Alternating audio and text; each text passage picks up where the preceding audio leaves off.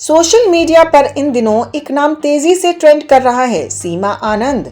British भारतीय मूल की सेक्स एजुकेटर, माइथोलॉजिस्ट और राइटर सीमा आनंद अपने बेबाक अंदाज और यौन शिक्षा को लेकर भारतीय समाज की टैबूज को तोड़ने के लिए जानी जाती हैं। हाल ही में पॉडकास्टर शुभांकर मिश्रा के शो अनप्लग्ड विद शुभांकर में उनके इंटरव्यू के क्लिप्स वायरल होने के बाद वो एक बार फिर सुर्खियों में हैं। इंटरव्यू के दौरान उन्होंने एक ऐसा खुलासा किया जिसने इंटरनेट पर बहस छेड़ दी है। उन्होंने बताया कि 63 साल की उम्र में उन्हें एक 15 साल के लड़के ने प्रपोज किया, वो भी बहुत ही अभद्र तरीके से। सीमा आनंद के वायरल हो रहे वीडियो के बाद लोग उनके बारे में जानने को काफी उत्सुक नजर आ रहे हैं। सीमा आनंद का जन्म भारत में हुआ था, लेकिन वो पिछले कई दशकों से लंदन, यूनाइटेड किंगडम में रह रही हैं। उन्होंने नैरेटोलॉजी यानी कहानियों के अध्ययन में पीएचडी की है। वो पूर्वी कामशास्त्र, तांत्रिक दर्शन और प्राचीन भारतीय साहित्य की गहरी समझ रखती हैं।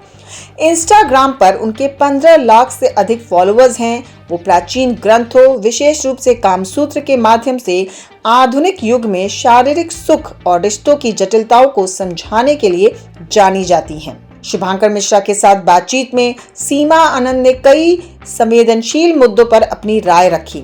उन्होंने बताया कि कैसे कम उम्र के लड़के अक्सर बड़ी उम्र की महिलाओं के प्रति आकर्षित होते हैं और इसके पीछे की मानसिकता क्या है।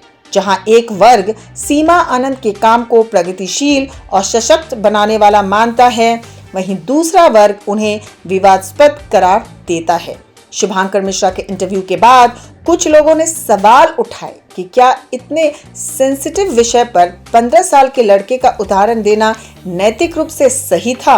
हालांकि सीमा का तर्क है कि जब तक हम इन टॉपिक्स पर खुलकर बात नहीं करेंगे, तब तक समाज में जागरूकता नहीं आएगी। 15 साल के लड़के का क्या है वो किस्सा, आइए वो भी जानते हैं। सीमा ने बताया कि पिछले साल जब वो 63 वर्ष की थीं, तब एक किशोर ने उनसे संपर्क किया।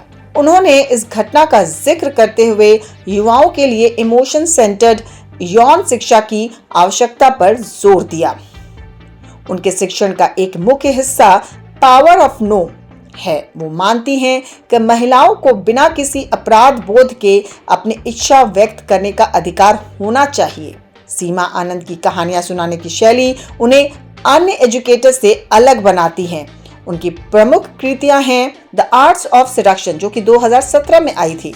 ये किताब 21वीं सदी में प्राचीन भारतीय ज्ञान के आधार पर अंतरंगता और आकर्षण के बारे में है। इसमें इंस्टेंट ग्रेटिफिकेशन के बजाय गहरे जुड़ाव की बात की गई है। Speak easy, a feel guide to love, longing and intimacy, जो कि 2025 में आई थी। उनकी ये नई किताब आधुनिक रिश्तों जैसे कि पॉलीअमोरी और डिजिटल डेटिंग के उलझावों पर आधारित है। हालांकि इस बार उनके एक कमेंट ने ये बहस छेड़ दी है कि जागरूकता और जिम्मेदारी के बीच रेखा आखिर कहां खींचना चाहिए। इस बार उनकी एक कमेंट ने ये बहस छेड़ दी है कि जागरूकता और जिम्मेदारी के बीच की रेखा आखिर कहां खींचनी चाहिए। अगर आपको हमारी रिपोर्ट पसंद आई हो तो बने रहें हमारे साथ, क्योंकि खबर के हर चौराहे पर पोस्टमैन आपको मिलेगा सत्य के संदेश के साथ। जय हिंद, जय भारत।